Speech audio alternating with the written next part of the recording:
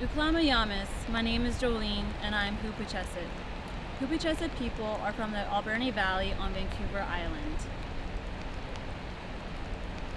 My mother is Tracy Watts. Her father, my grandfather, is Wes-Wesanup, Hugh Watts, also known as Tuffy.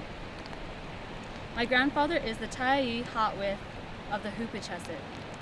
This means he is the hereditary chief of the Hupacasath. He inherits this position because he is the eldest male line as per traditional protocol. His father is the late Adam Watts, and his paternal grandfather is the late Dan Watts.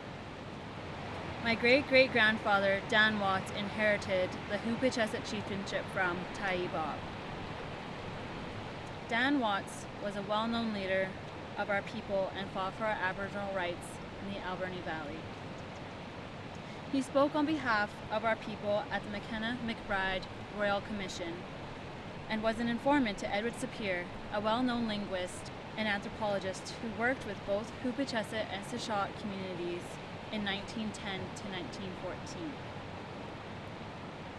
Dan Watts' grandmother was Puni, a woman of Hupacasath royalty. Hundreds of Hupacasath and Sechot people also come from Puni. My roots trace back to all parts of this valley. This is only a little bit about who I am and who I'm related to, because the purpose of this video is to share the truth that I was taught about who I am, where I come from, and where I live today. The Hupacasath people are an amalgamation of the Tsumaasat, Muhuthlat, Klikuthlat, Tuwithlaat, and Namintat, according to Tyee Bob. These groups amalgamated in order to strengthen the community and took the name Hupacasath sometime in the late 18th century.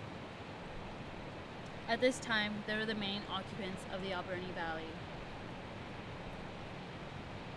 My ancestors, who spoke Nuu-chah-nulth, also spoke a form of Coast Salish because they maintained an extensive trail system and had relationships with the Qualicum and Stenemu people. Trails also went to other Nuu-chah-nulth territories. Old people used to say that the Hupacasath people could fly because they could move quickly across large territories. The first war in recent history remembered by our people is with the Comox.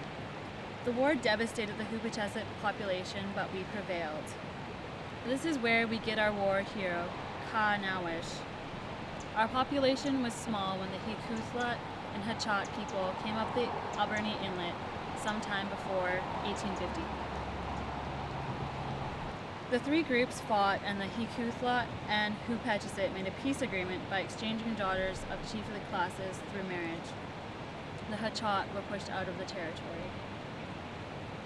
Not long after the war and peace agreement, the Sechot, also an amalgamation of many smaller groups, came up the Alberni Inlet and were welcomed by the Hupacasath and Hikuthlat people. These three groups lived peacefully together in the Alberni Valley up until the 1990s, until the modern treaty process started. It is in the interest of the Canadian government to have us fight with one another. It is in our best interest to work together and support one another. We have shared this valley as a home for almost 200 years. Here, there's support to the young couple. It wasn't long ago that we happily sang and danced together.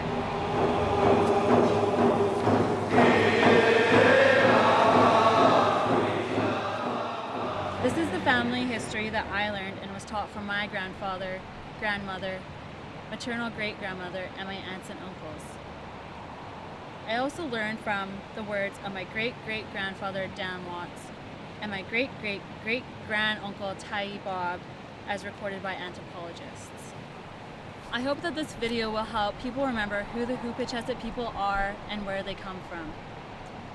I also hope this creates an understanding of what we believe and what knowledge was passed down to us. It is my wish that we can happily sing and dance together again. We are stronger together.